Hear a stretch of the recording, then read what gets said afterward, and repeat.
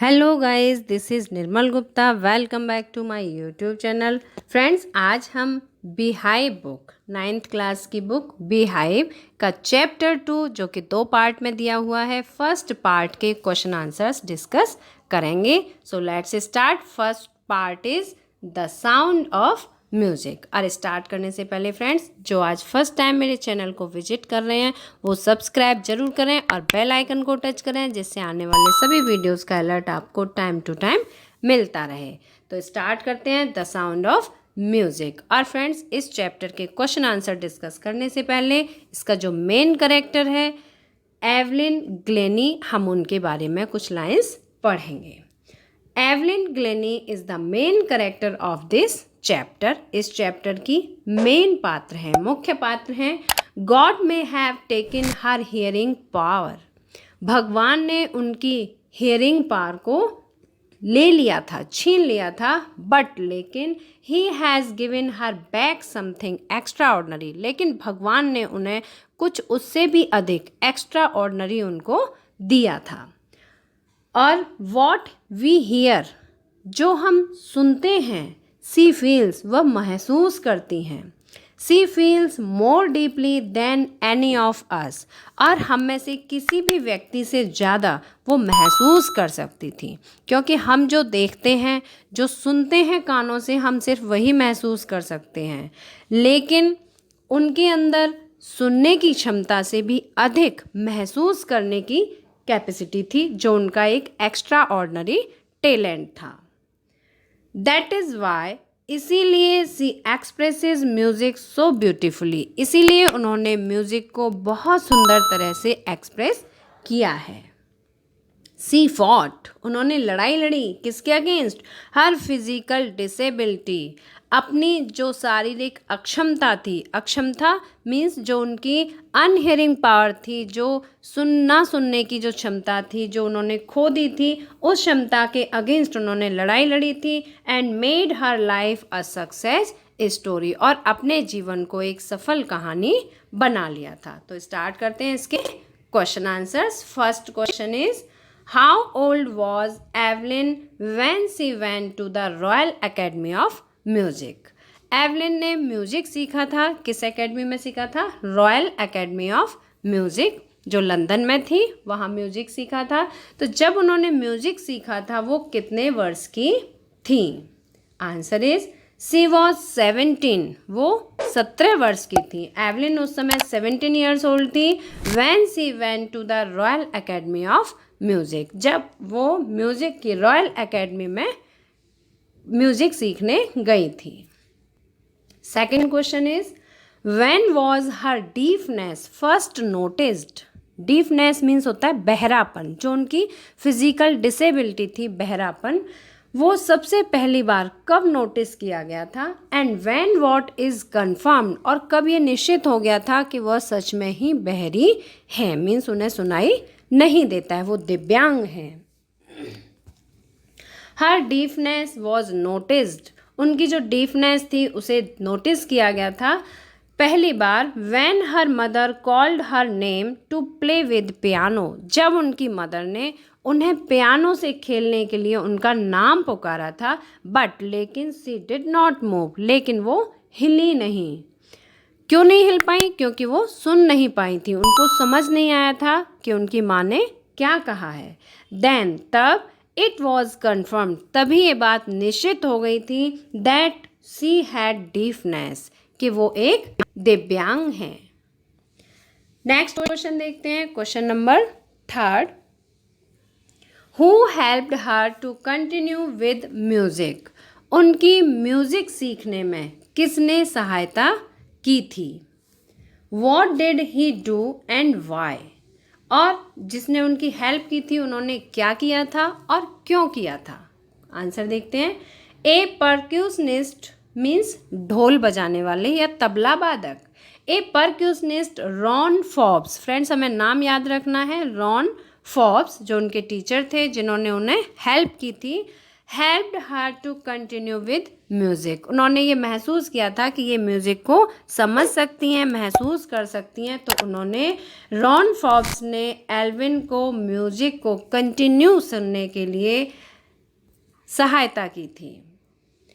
ही played 2 drums. अब उन्होंने किस तरह से सहायता की थी? He played 2 drums. उन्होंने 2 ड्रम बजाए by 2 different notes. Notes means अलग अलग स्वरों में।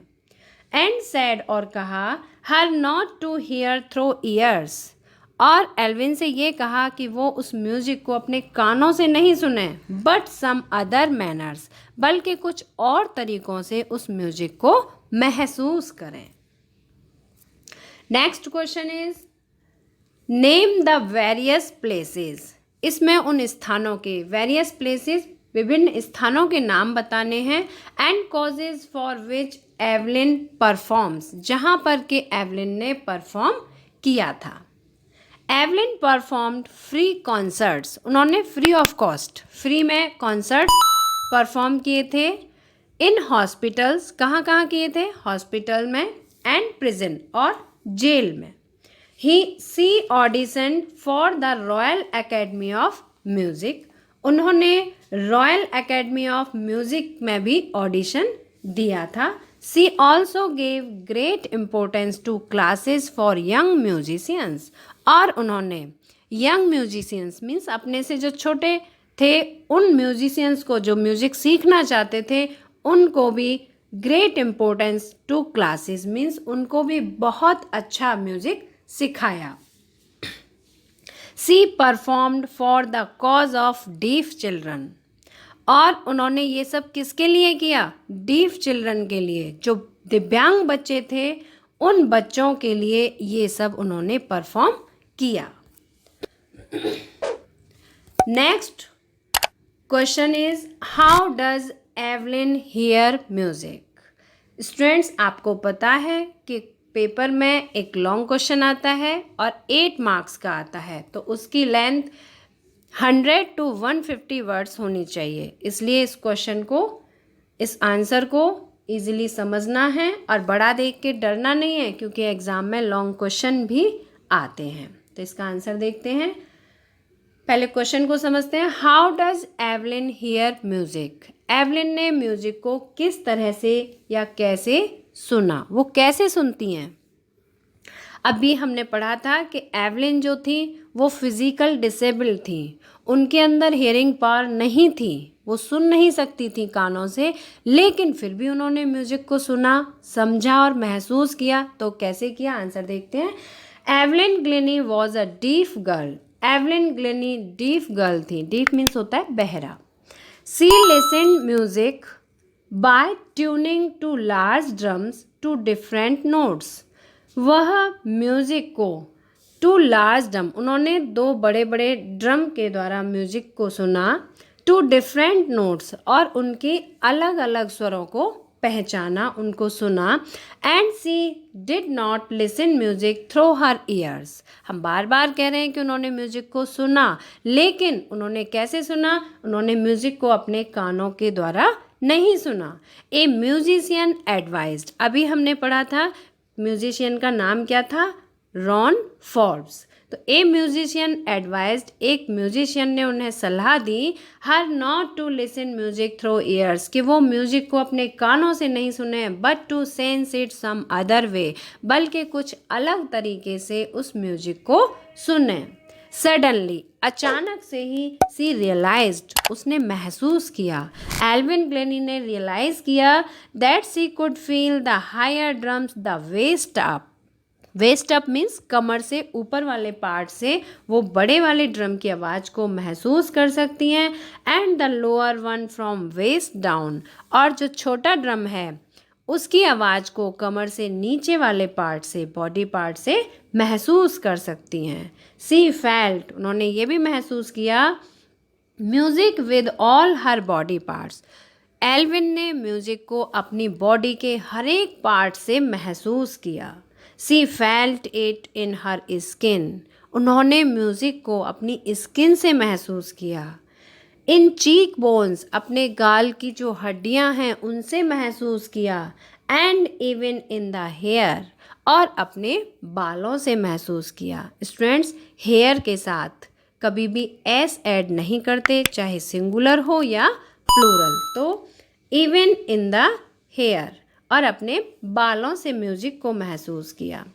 The vibration of music passes through her bare feet, और उन्होंने म्यूजिक को कहाँ से महसूस किया? बेयर फीट, अपने नंगे पैरों से। उस स्लीपर उतार के तब म्यूजिक को महसूस करती थी। तो the vibration of music passes through her bare feet, music का जो वाइब्रेशन था वो उनके नंगे पैरों के थ्रू उनकी बॉडी में जाता था। And through the wooden platform, और वो म्यूज़िक उन्हें कहाँ से मिलता था? जो लकड़ी का प्लेटफॉर्म था, जब वो उस पर अपने नंगे पैर रखती थी, और नंगे पैर रखने से जो म्यूज़िक की वाइब्रेशन थी वो उनकी बॉडी में एंटर करती थी। और इस तरह से दस एवलिन हियर्ड म्यूज़िक, इस तरह से एवलिन ने म्यूज़िक को सुना, महसूस किया।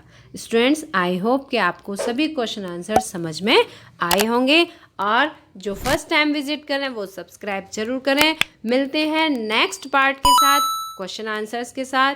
Till then, bye bye, good luck to all of you.